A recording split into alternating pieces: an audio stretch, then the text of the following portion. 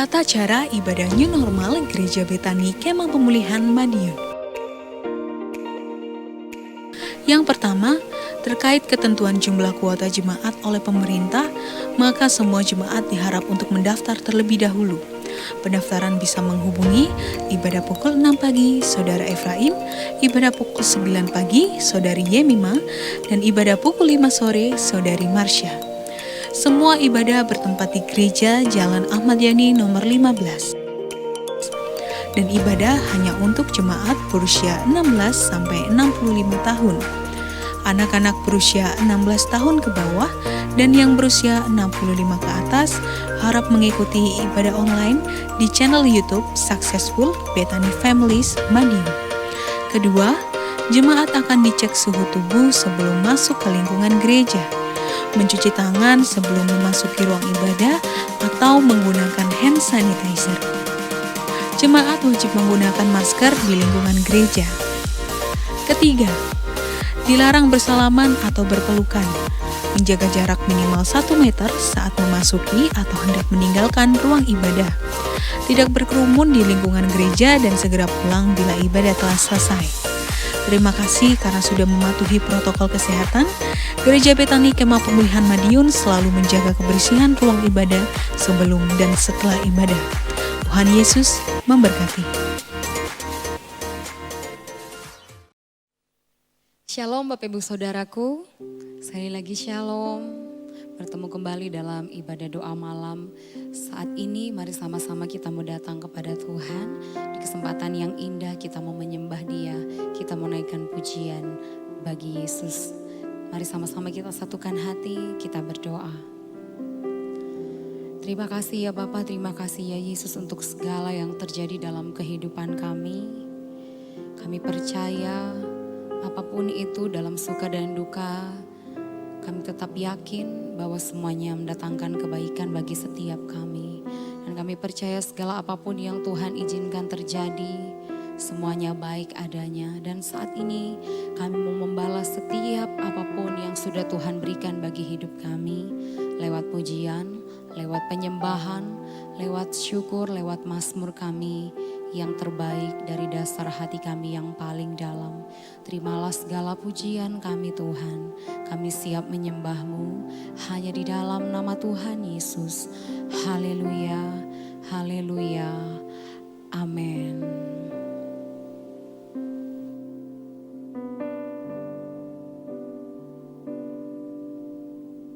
Segala yang telah terjadi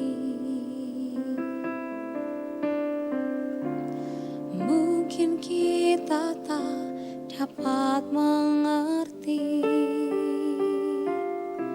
mengapa Tuhan izinkan semua masalah silih berganti. Namun Tuhan tak memberi pencobaan melebihi kekuatan kita. Dekatkan diri kepadanya. Dia Allah yang setia. Tangan Tuhan akan selalu terbuka bagi semua orang yang membutuhkan uluran tangannya. Percayalah Dia tak akan meninggalkan semua orang yang berseru berharap padanya. Tangan Tuhan akan selalu terbuka. Dia mengerti setiap tetesan air mata kita. Kuatkanlah dan teguhkanlah hatimu. Datanglah padanya, sebab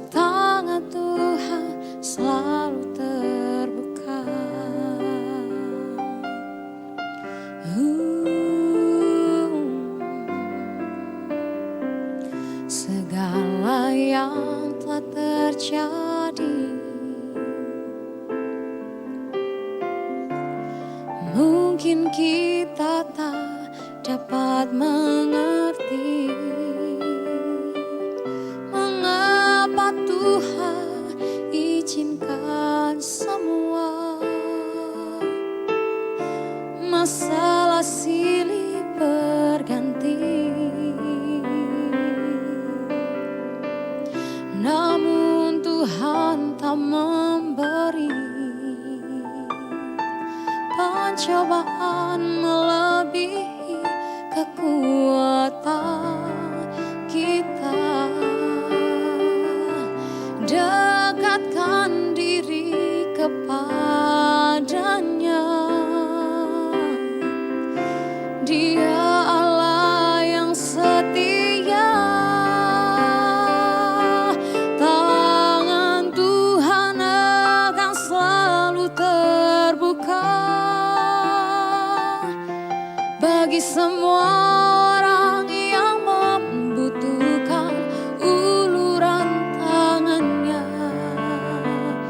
Percayalah, Dia tak akan meninggalkan semua orang yang berseru, berharap padanya.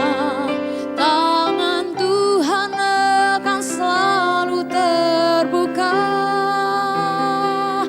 Dia mengerti setiap tetesan air mata kita.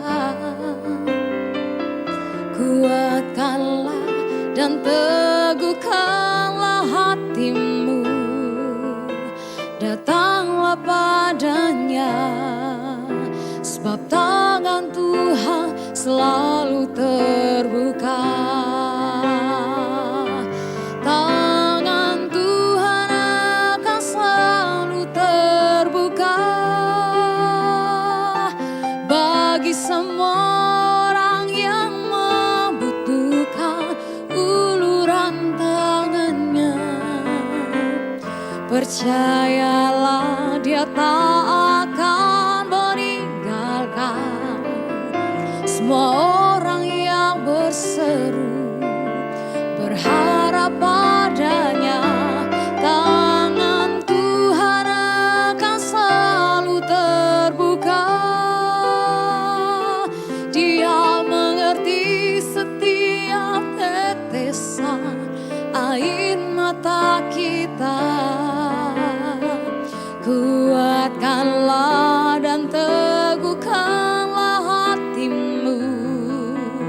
Datanglah padanya, sebab tangan Tuhan selalu terbuka.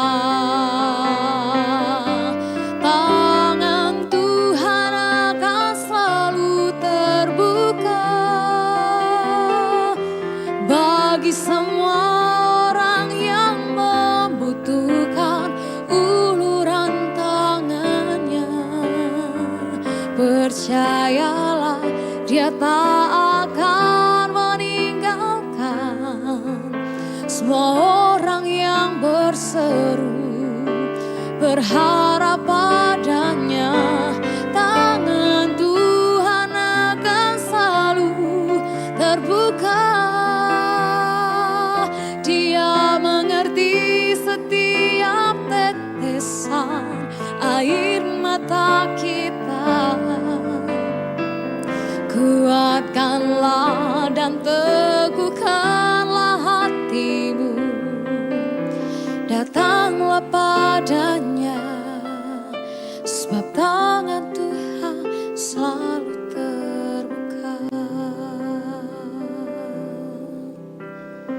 Mari angkat kedua tangan kita di hadapan Tuhan. Bila lewat pujian ini kita mau katakan bahwa segala yang terjadi semuanya baik adanya, dan segala yang terjadi semuanya mendatangkan kebaikan bagi kehidupan kita. Dan biarlah hanya kekuatan yang daripada Tuhan boleh tetap terus ada dalam kehidupan kita, sehingga apapun yang terjadi kita dapat melewati semuanya bersama dengan Tuhan. kita berseru, ketika kita berharap kepadanya, kita percaya ada sesuatu yang terjadi dalam kehidupan kita. Mari angkat kedua tanganmu di hadapan Tuhan. Dari tempat kita masing-masing kita mau naikkan pujian ini sekali lagi, katakan, tangan Tuhan kan selalu terbuka. Tangan Tuhan akan selalu terbuka bagi semua orang yang membutuhkan uluran tangannya. Percayalah, Dia tak akan meninggalkan semua orang yang berseru, berharap padanya. Tangan Tuhan akan selalu terbuka. Dia mengerti setiap tetesan air mata kita. Kuatkanlah dan teguhkanlah hatimu. Datanglah padanya, sebab tangan Tuhan selalu terbuka. Tangan Tuhan akan selalu terbuka bagi semua orang yang membutuhkan uluran tangannya.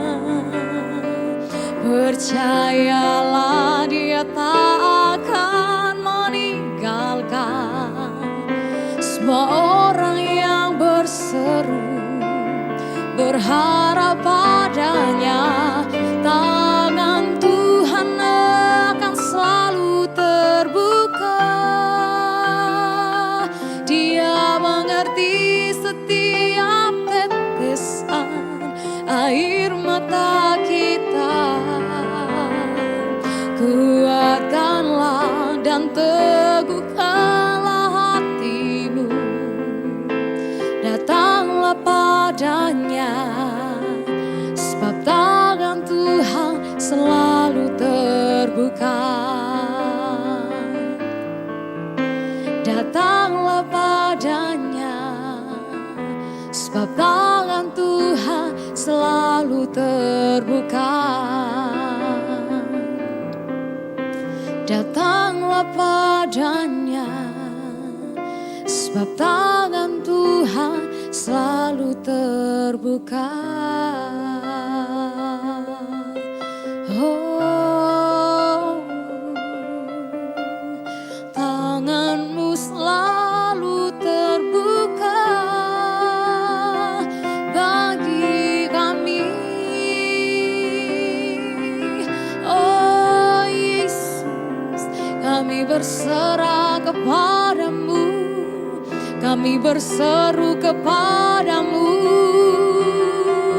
Haleluya, sebab hanya Engkau yang sanggup, sebab hanya Engkau yang berkuasa, Engkau yang sanggup menolong hidup kami.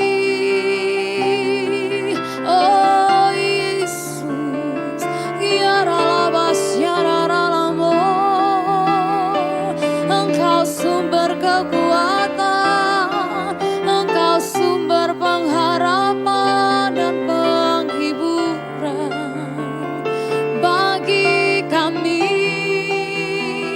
Kiara lama sikinorne, yara lama sikina, yara lama ralabatakana, yara lama sikiara lamo, kiara lama siara lama se. Engkau baik.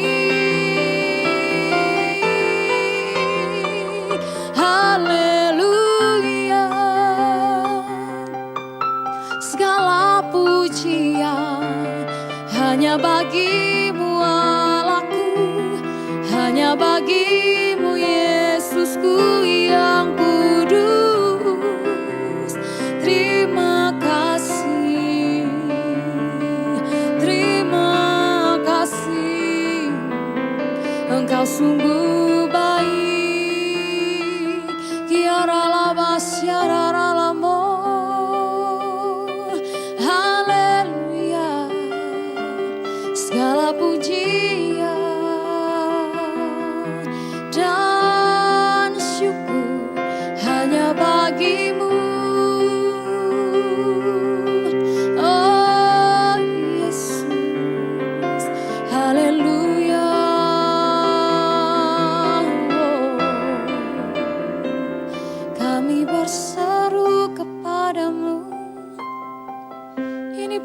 pujian kami, ini sembah kami, yang terbaik, yang terbaik.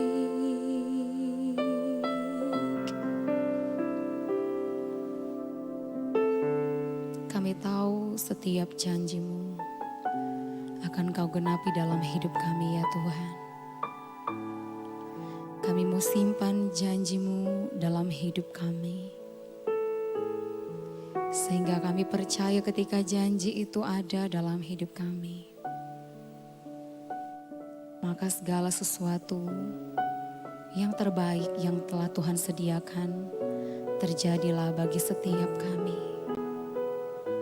Saudaraku, mari hari ini, saat ini, dengan penuh penyembahan kita mau datang di hadapan Tuhan sekali lagi. Izinkan Roh Kudus berkarya dalam kehidupan-Mu. Izinkan Roh Kudus berkarya memenuhi hati-Mu, memulihkan-Mu, menyembuhkan-Mu, memberkati-Mu. Dan biarlah dengan hati yang terbuka, izinkanlah Roh Kudus berkarya. Kiara labas sikina yara labara labatakana yara labas. Kiara labatakana yara labas sikina yara labara. Sembah Yesus. Kiara labas sikino yara lamas. Kiara lamason. Hati kami bersyukur buat kebaikan-Mu, buat kasih-Mu.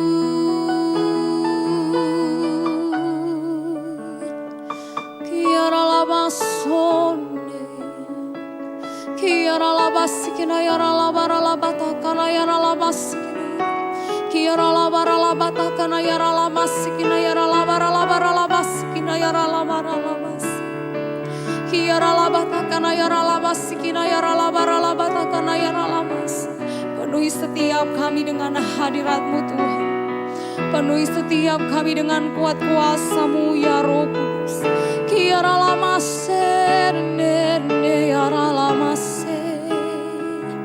Kiara labasi kiara labara labatakana yara lamasikina yara labas. Kami menyembah-Mu.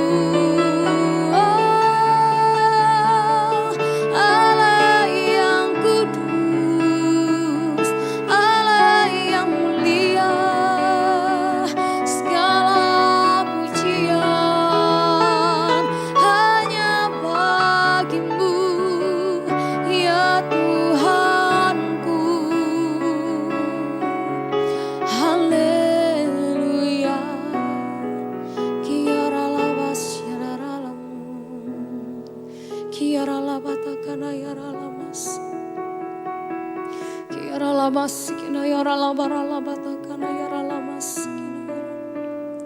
Kiara labasikina yara labara labatakana yara lamasikina yara.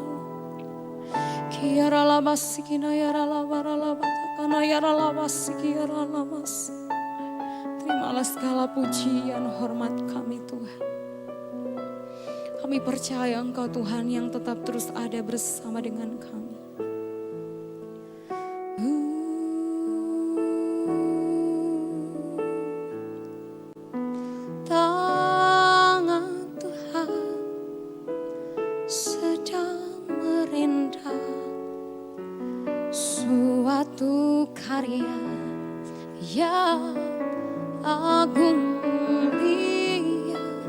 Saatnya kan tiba.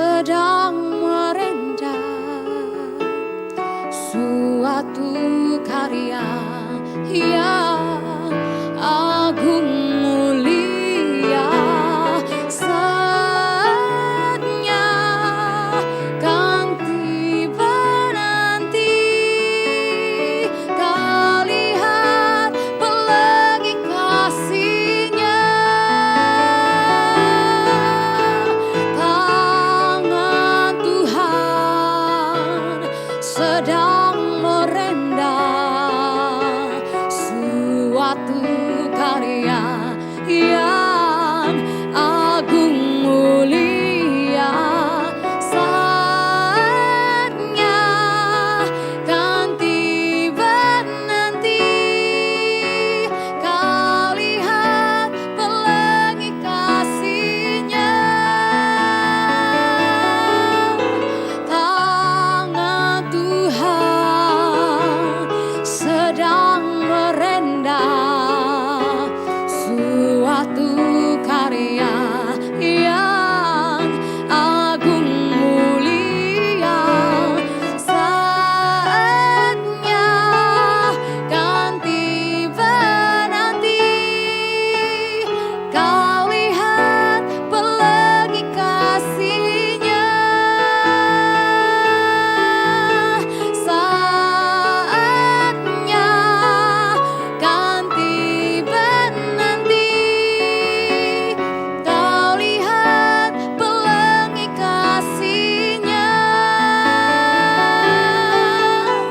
Saatnya kan tiba nanti,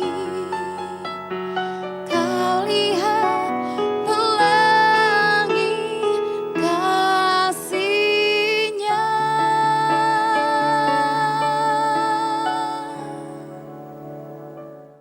Puji Tuhan, saat ini kita bisa berjumpa kembali dalam bersekutu, muji muliakan nama Tuhan dan belajar firman Tuhan. Bapak, Ibu, Saudara yang dikasihi Tuhan, beberapa waktu yang lalu kita memperingati kematian dan kebangkitan Tuhan Yesus.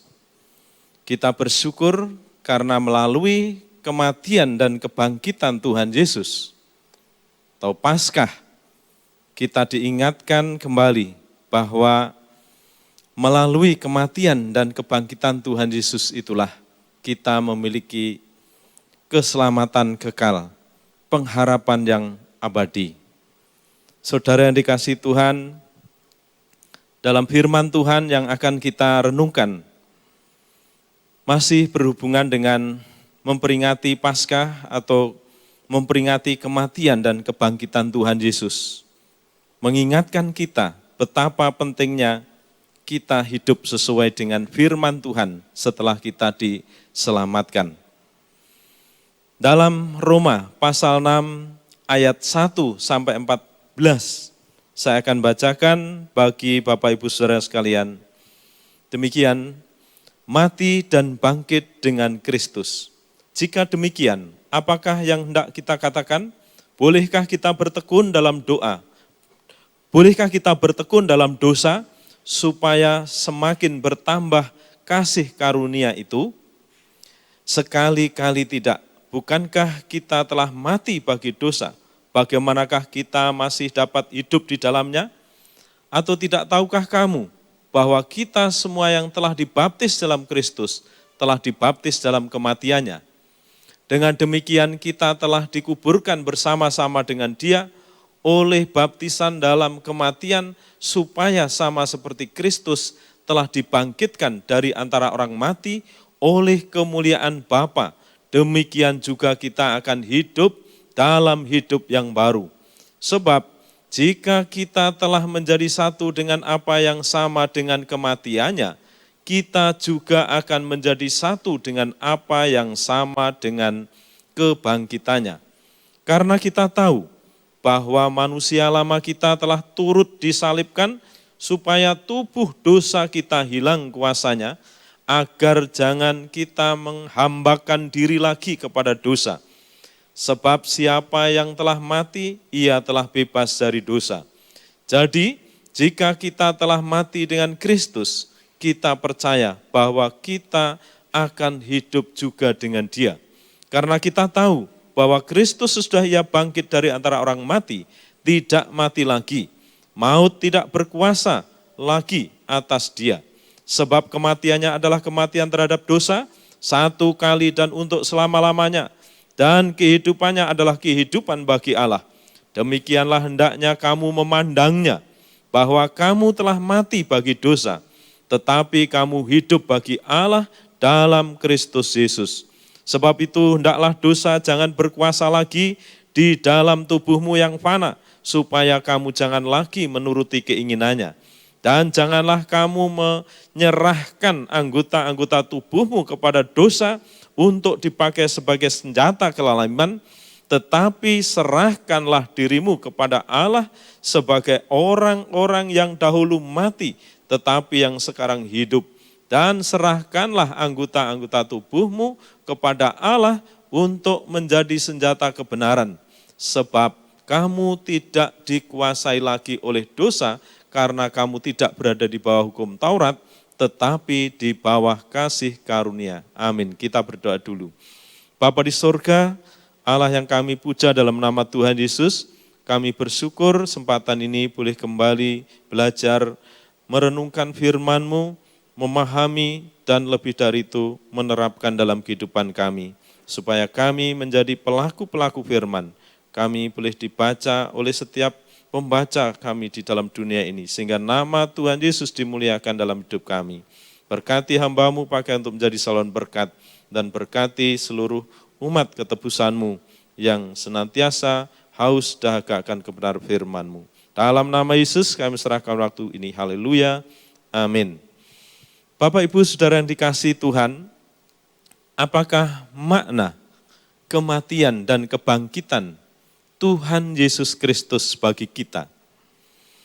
Makna yang pertama, kematian Tuhan Yesus untuk mematikan manusia lama kita sehingga kita tidak hidup di dalam dosa lagi.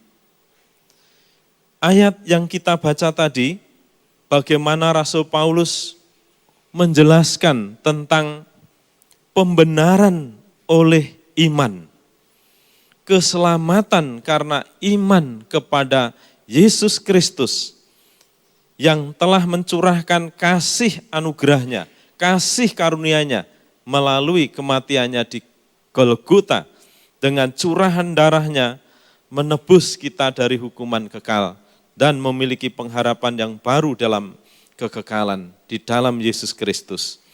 Dan ketika Rasul Paulus menjelaskan betapa dahsyatnya kasih karunia, karena semakin orang itu banyak dosanya, semakin kelihatan kasih karunia itu menjadi berlimpah-limpah. Nah, pasal 6 kemudian dilanjutkan, jika demikian apakah yang hendak kita katakan? Bolehkah kita bertekun dalam dosa supaya semakin bertambah kasih karunia itu?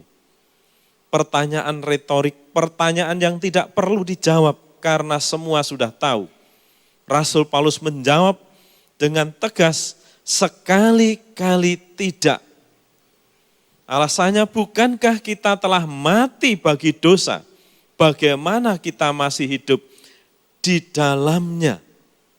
Artinya bagaimana kita setelah menerima anugerah keselamatan, menerima kasih karunia dalam Yesus Kristus itu, dosa kita sebesar apapun dihapuskan oleh darahnya. Kemudian kita akan masih tetap berbuat dosa. Firman Tuhan menjelaskan sekali-kali tidak mungkin. Alasannya sangat jelas, sebab bukankah kita telah mati bagi dosa, bagaimanakah kita masih dapat hidup di dalamnya? Artinya bagaimana kita masih hidup di dalam dosa lagi, karena kita telah diselamatkan, kita telah dibaptis oleh Roh Kudus dalam kematian dan kebangkitan Tuhan Yesus Kristus. Itu argumentasi yang sangat-sangat kuat, argumentasi yang sangat dahsyat. Mengapa kita tidak hidup lagi di dalam dosa setelah kita menerima Tuhan Yesus Kristus sebagai Tuhan dan Juru Selamat kita? Alasannya dijelaskan begitu gamblang, begitu jelimet, begitu tajam ayat ini menolong kita untuk memahami bahwa kematian Kristus di atas kayu salib bagi setiap orang yang bertobat dan menerima Dia sebagai Tuhan dan Juru Selamatnya tidak mungkin lagi untuk hidup lagi di dalam kebiasaan dosa. Karena apa? Karena telah disalibkan bersama dengan Kristus. Ini sebagai gambaran bahwa Yesus mati untuk menghisapkan kita yang sudah percaya itu dihisapkan dalam kematian Tuhan Yesus Kristus. Dikerjakan oleh Roh Kudus ketika kita dibaptis Roh Kudus untuk menjadi satu, menjadi sama dengan kematiannya. Dalam ayat 3, 4, 5 sampai ayat 7, kesimpulannya seperti itu. Atau tidak tahukah kamu bahwa kita semua yang telah dibaptis dalam Kristus, telah dibaptis dalam kematiannya. Saudara yang dikasihi Tuhan, tentu saja ini bukan baptisan air, tetapi ini adalah baptisan Roh Kudus. Karena menurut 1 Korintus pasal 12 ayat 13 di sana dikatakan bahwa baik orang Yahudi, orang merdeka, orang Yunani, orang merdeka, orang Buddha, semua yang telah percaya Tuhan Yesus dibaptis dalam satu roh. Nah, supaya tidak salah alamatnya, supaya tidak salah membacanya, saya akan bacakan dalam 1 Korintus 12 ayat 13, demikian firman Tuhan, sebab dalam satu roh kita semua, baik orang Yahudi maupun orang Yunani, baik budak maupun orang merdeka, telah dibaptis menjadi satu tubuh dan kita semua diberi minum dari satu roh. Nah, saudara yang dikasihi Tuhan, baik orang Yahudi maupun orang Yunani, baik budak maupun orang merdeka, orang kaya atau orang kurang kaya, semua yang telah bertobat dan menerima Tuhan Yesus Kristus dalam satu roh dibaptis menjadi satu tubuh. Ini tentu saja bukan baptisan air, tetapi baptisan Roh Kudus. Memang ketika kita bertobat dan menerima Tuhan Yesus, menurut firman Tuhan, kebenaran firman Tuhan memberitahukan kepada kita, ketika kita bertobat dan menerima Tuhan Yesus, Roh Kudus langsung melahirkan kita kembali dalam keluarga Allah, menjadi anak Allah, sekaligus mendiami, sekaligus membaptis, sekaligus memeteraikan. Paling tidak ada 4 pekerjaan Roh Kudus dalam satu kesempatan. Dan semuanya itu memiliki fungsi masing-masing. Dan salah satu mengapa Roh Kudus kita dibaptis dalam Roh Kudus, fungsinya dalam Roma pasal 6 ayat 3, 4, 5, 6 dijelaskan begitu jelas. Fungsinya yaitu kita dihisapkan dalam kematian Kristus. Artinya ketika Yesus mati di atas kayu salib dan dikuburkan, maka setiap orang yang percaya dan menerima Dia sebagai Tuhan dan Juru Selamatnya, sekaligus oleh Roh Kudus dia dibaptis, dihisapkan dalam kematian Tuhan Yesus Kristus. Dikuburkan manusia lamanya, dikuburkan kodrat lamanya yang penuh dosa, yang dikuasai oleh dosa. Sehingga itulah yang dipakai argumentasi oleh Tuhan melalui Rasul Paulus untuk menjelaskan bahwa kematian Kristus untuk menyalibkan, untuk menguburkan manusia lama kita, sehingga kita tidak hidup di dalam dosa lagi, sebagai kebiasaan. Atau tidak berbuat kebiasaan berbuat dosa yang berulang-ulang terus dilakukan setiap hari. Tidak lagi, karena sudah diputus hubungannya, sudah dimatikan oleh kematian Kristus di atas kayu salib. Dan kita dibaptiskan selain dihisapkan dalam kematian Kristus, manusia lama kita dikuburkan bersama-sama dengan Kristus. Dalam ayat 5 itu dikatakan menyamakan diri dengan kematian Kristus. Sebab jika kita telah menjadi satu dengan apa yang sama dengan kematiannya, kita juga akan menjadi satu dengan apa yang sama dengan kebangkitannya. Nah, jadi saudara yang dikasihi Tuhan, kalau dalam ayat 4 dikatakan, dengan demikian kita telah dikuburkan bersama-sama dengan Dia oleh baptisan dalam kematian.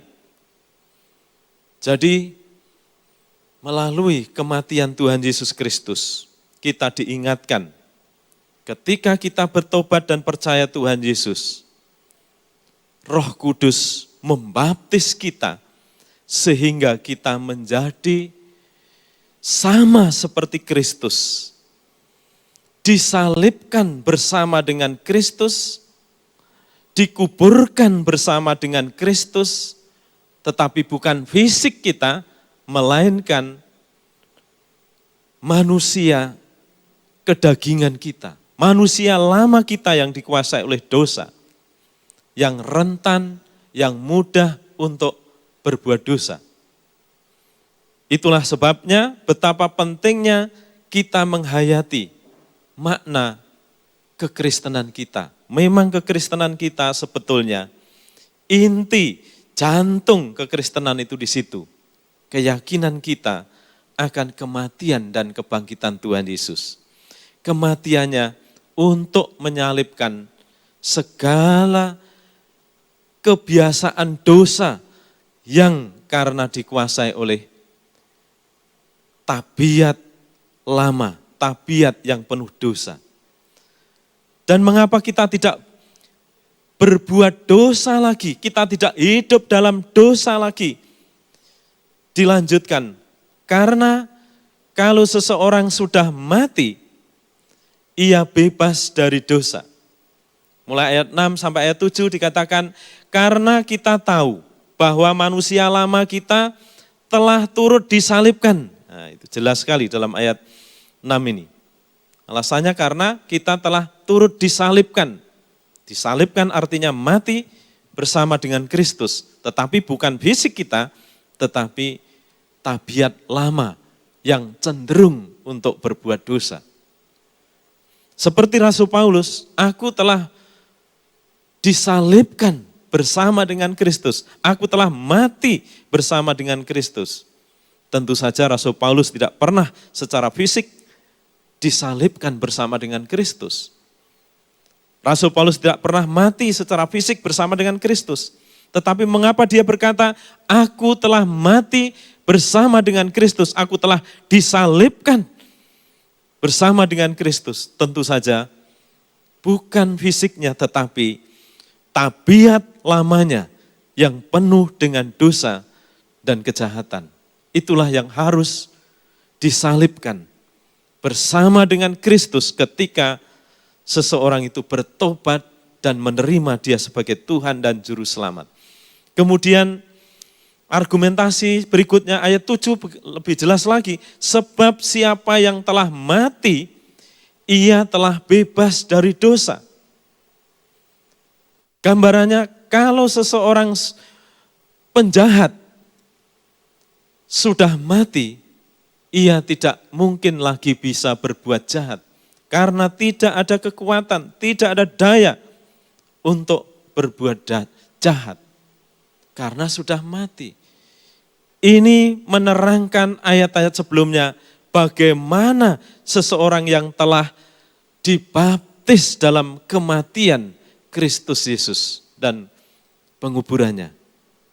Ia dihisapkan dalam kematiannya. Secara manusia lama, ia telah mati. Sehingga kebiasaan berbuat dosa itu telah mati. Saya kira kalau seandainya diberi gambaran yang konkret, seandainya ada seorang pemabuk. Ketika masih hidup, dia selalu merindukan minuman keras, minuman yang bisa memabukkan. Kalau ada di sampingnya, ada minuman keras, pasti direnggutnya, diteguknya, diminumnya. Tidak ada saja, pasti dicari, dia pasti akan mencari. Tetapi kalau seorang pemabuk itu sudah mati, walaupun di dekatnya diberi minuman keras yang enak menurut dia, tidak mungkin akan bisa meminum lagi karena sudah mati. Ini dipakai oleh Tuhan untuk menjelaskan betapa dahsyatnya hidup kita setelah bertobat dan menerima Tuhan Yesus sebagai Tuhan dan Juru Selamat. Percaya dan mempercayakan diri kepada korban Kristus di atas kayu salib. Paskah yang sejati, itulah maknanya bagi kita.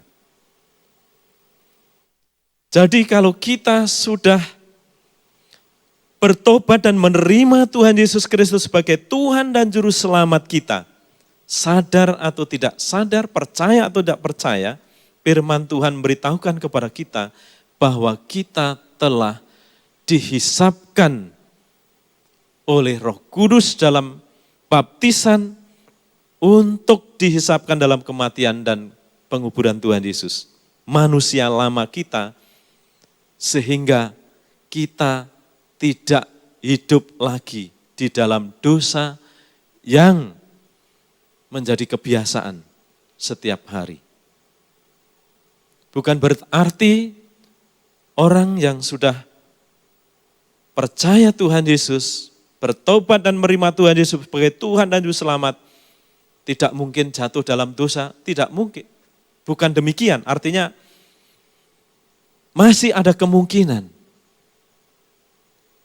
Tetapi yang jelas, menurut firman Tuhan, tidak lagi dosa itu menjadi suatu kebiasaan. Seperti dalam ayat 2.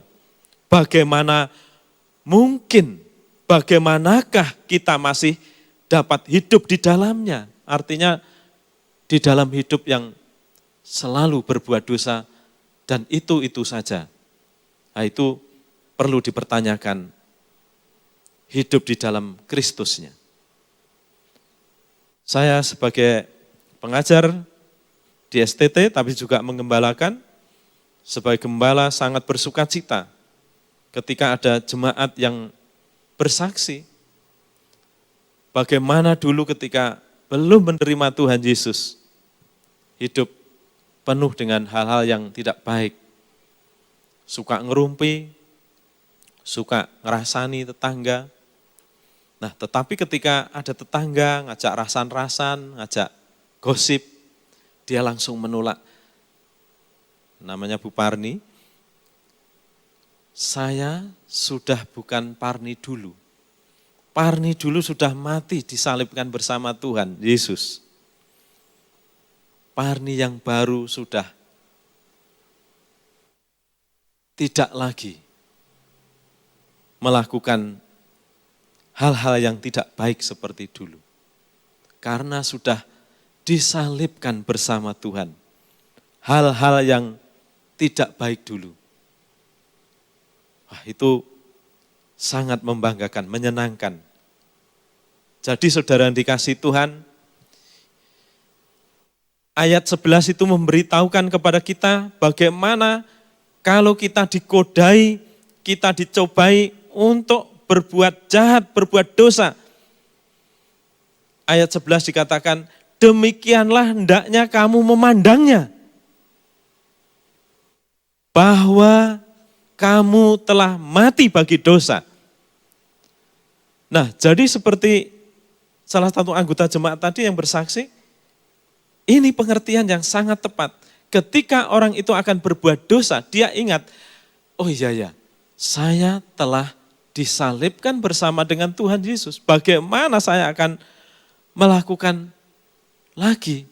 Karena kebiasaan lama sudah mati, sudah dikuburkan. Tabiat lama yang cenderung berbuat dosa dulu sudah dikubur bersama dengan Tuhan Yesus.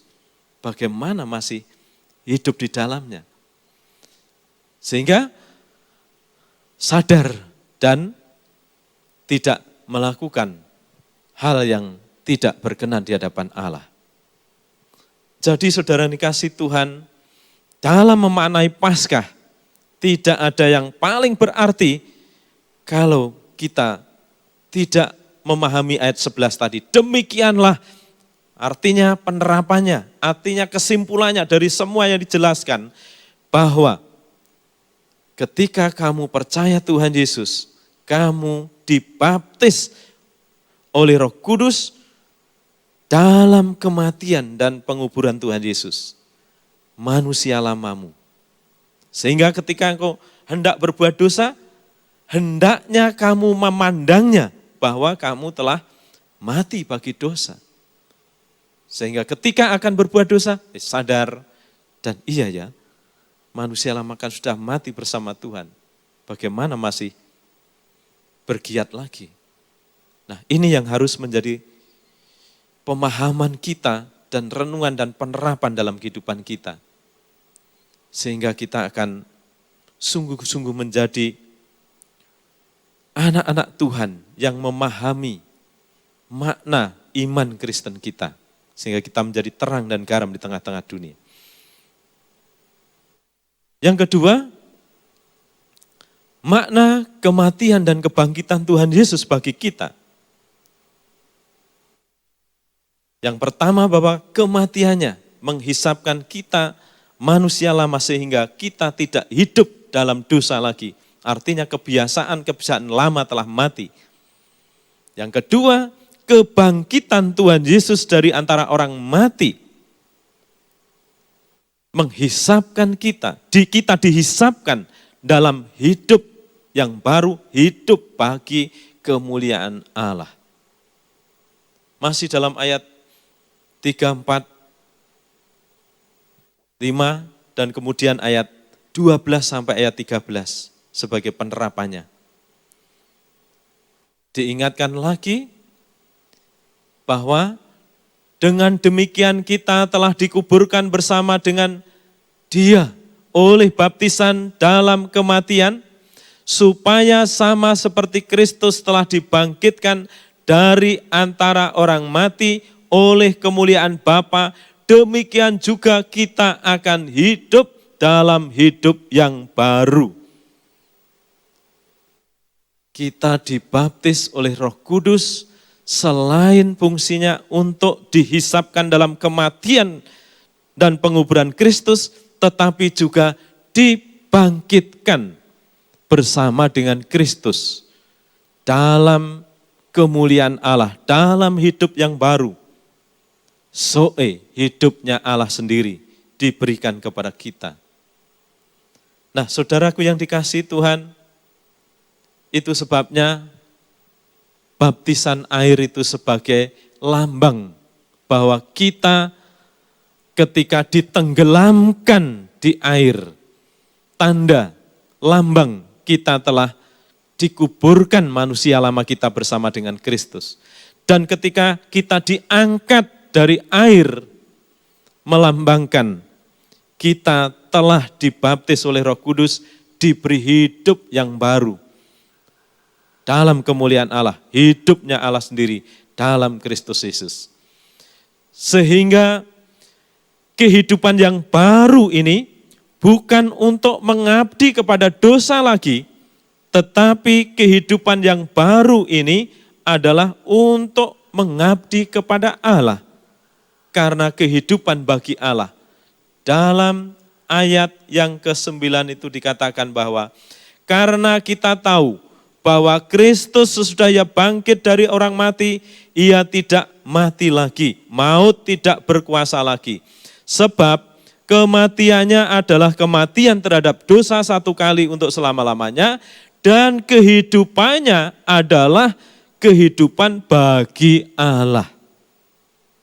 Nah, saudara yang dikasihi Tuhan, sebelum kita dihisapkan dalam kematian dan penguburan Tuhan Yesus, hidup kita yang dikuasai oleh dosa, tabiat lama yang dikuasai oleh dosa, cenderung untuk melakukan hal-hal dosa karena memang Tuhan kita mengabdi kepada dosa.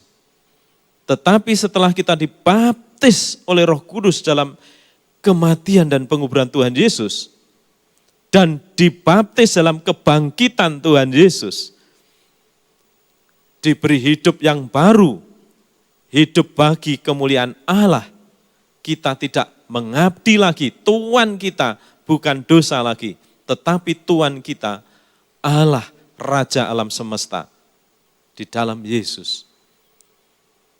Itu sebabnya penerapannya bagi kita dalam ayat 12, sebab itu hendaklah dosa jangan lagi berkuasa lagi dalam tubuhmu yang fana, supaya kamu jangan lagi menuruti keinginannya.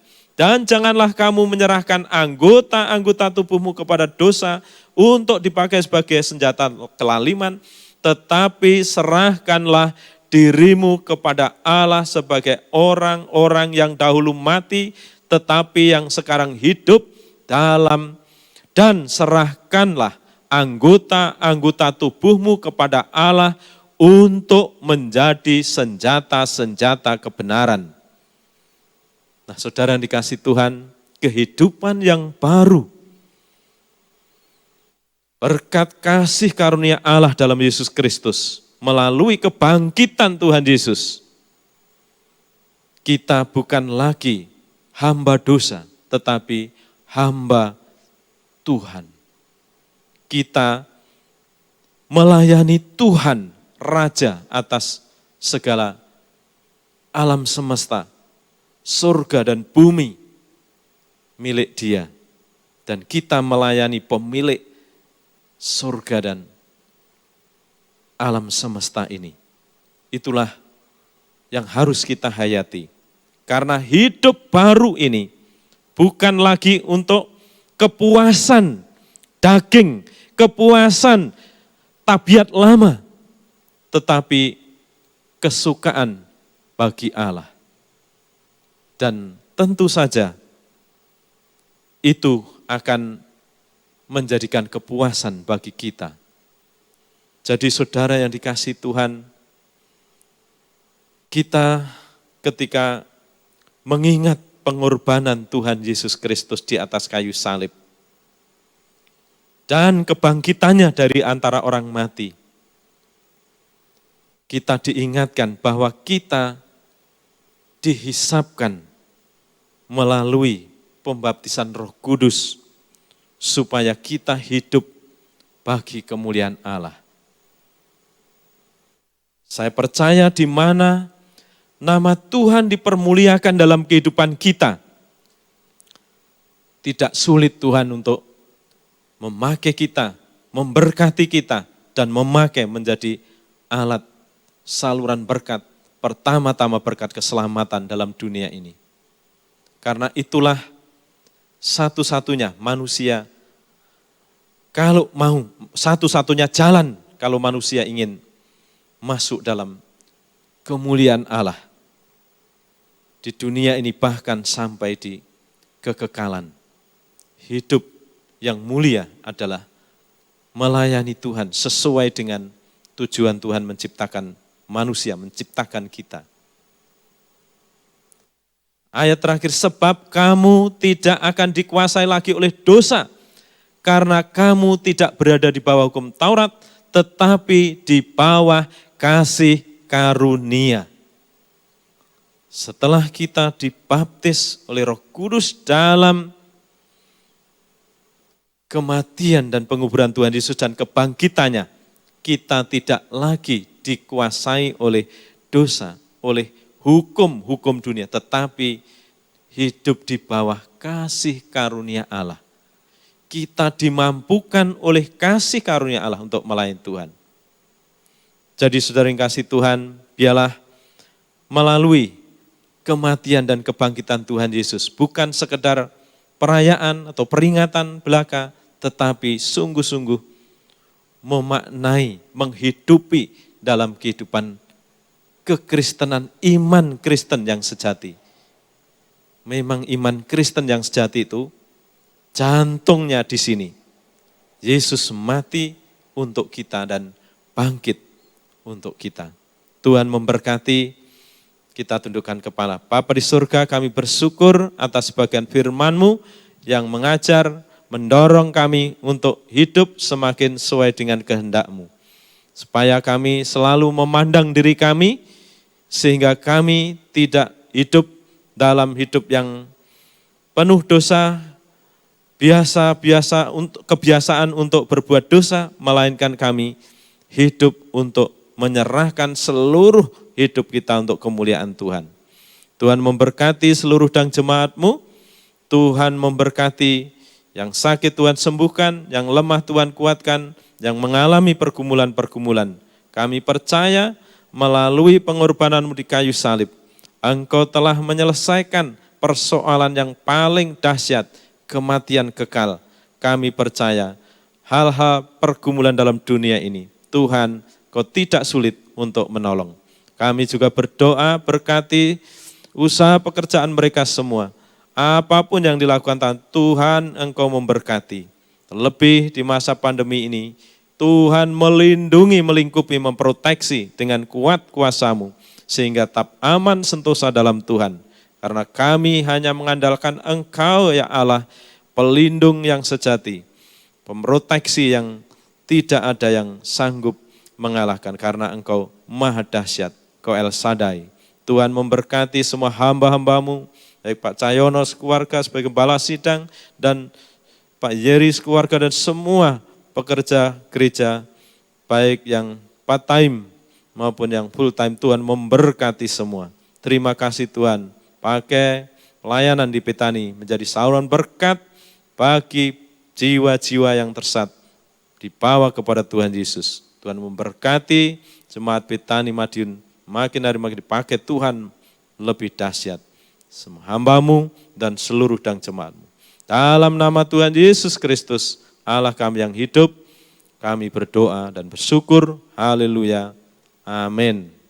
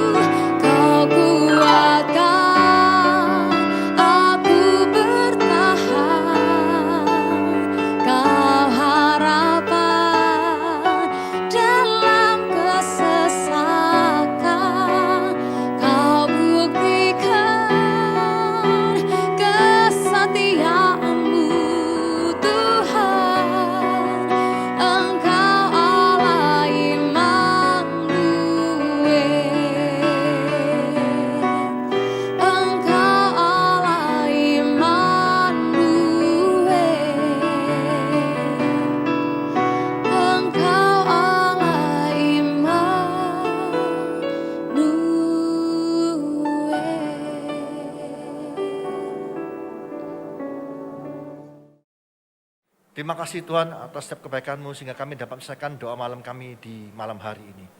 Kami percaya Tuhan Kau terus memberkati kami dengan firman-Mu yang telah diberikan oleh hamba-Mu. Kami percaya kami telah dikuatkan oleh firman-Mu. Dan kami akan terus belajar menjadi orang-orang yang bijaksana dalam hidup kami Tuhan. Supaya kami Tuhan melangkah dalam hidup kami bersama-sama dengan Kau senantiasa. Apapun masalah kami hari-hari ini tidak membuat kami gentar ataupun takut. Karena kami percaya kami punya Allah yang dahsyat di dalam kami, Yesus Kristus namanya. Dan kami percaya Roh Kudus Kau akan memberikan kekuatan yang baru dalam kehidupan kami, untuk terus Tuhan maju Tuhan dalam kehidupan kami sehari-hari. Terima kasih Tuhan. Kami percaya Tuhan Kau terus memberkati hamba-Mu yang telah menyampaikan firman-Mu di dalam keluarganya, di dalam setiap tanya Kau buat berhasil untuk kemuliaan nama-Mu saja Yesus. Terima kasih Tuhan. Kau juga memberkati semua jemaat-Mu dimanapun kami berada. Karena kami percaya Tuhan penyertaan-Mu sempurna bagi kami, di dalam keluarga kami, dalam pekerjaan kami, dalam bisnis kami, dalam pendidikan kami, dalam pelayanan kami. Apapun yang melakukan berhasil karena Engkau. Terima kasih Tuhan. Kami percaya Tuhan, Kau juga terus memberkati Tuhan, Bapak Presiden Jokowi Tuhan, bersama seluruh staf jajarannya untuk terus kuat di Tuhan, dan kami percaya Tuhan dapat memimpin negara ini dengan baik untuk menyelesaikan pandemi yang terjadi hari-hari dan juga krisis yang terjadi hari-hari ini. Terima kasih Tuhan. Mas kekasih, kita berdoa untuk minta berkat dari Allah Bapa. Kira ramasyadara batakarama yaram, kina ramasyadara bayara balarama sika padarama. Tuhan, layakkan hamba-Mu untuk minta berkat bagi jemaat-Mu dimanapun kami berada. Saudara kasih, terimalah berkat dari Allah Bapa di dalam Anak Tunggal Yesus Kristus dan persekutuan Roh Kudus. Mulai saat ini sampai selama-lamanya. Kau tidak menjadi ekor tapi kepala. Kau tidak turun tapi naik. Asal makan firman Tuhan dengan sungguh-sungguh. Siapapun yang percayakan pernyataan ini, kita bersama-sama berkata, amin.